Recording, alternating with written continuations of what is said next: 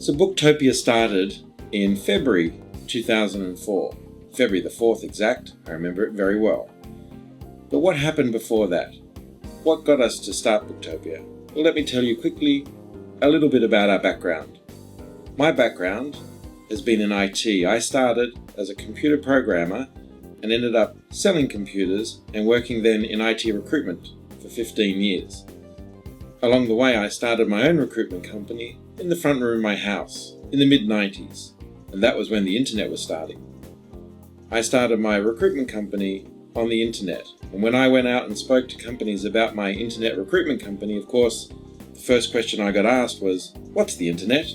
I had to actually explain to people what's the internet before I could even talk about my recruitment services. That was the early days. The business grew, didn't take long, and I'd moved out of my home and took some offices. And in 1998, a couple of years down the track, I convinced my brother and brother-in-law to join me. And a year after that, my sister joined. And together we built that company up to about 35 people. The recruitment company needed software, and because of my background in IT and my brother-in-law's background in working for IBM, and his name is Steve, just to let you know, Steve Traurig, he and I built all that software for the recruitment company.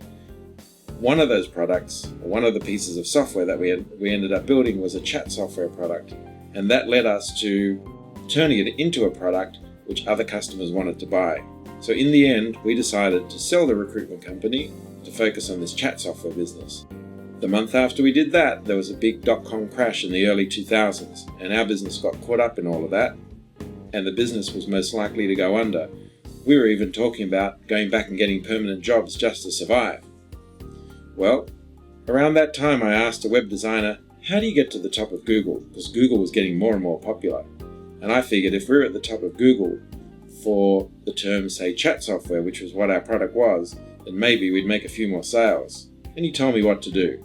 Didn't take long, within a couple of months, we're at the top of Google, the chat software, and live help. Pretty well soon after that, I was talking to somebody about their website and getting them to use our chat software. And they said, look, I'd love to chat to people.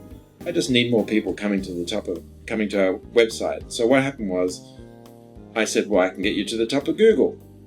So I gave a proposal and we did the job. That then led to another conversation not long after, where we had to do the same thing.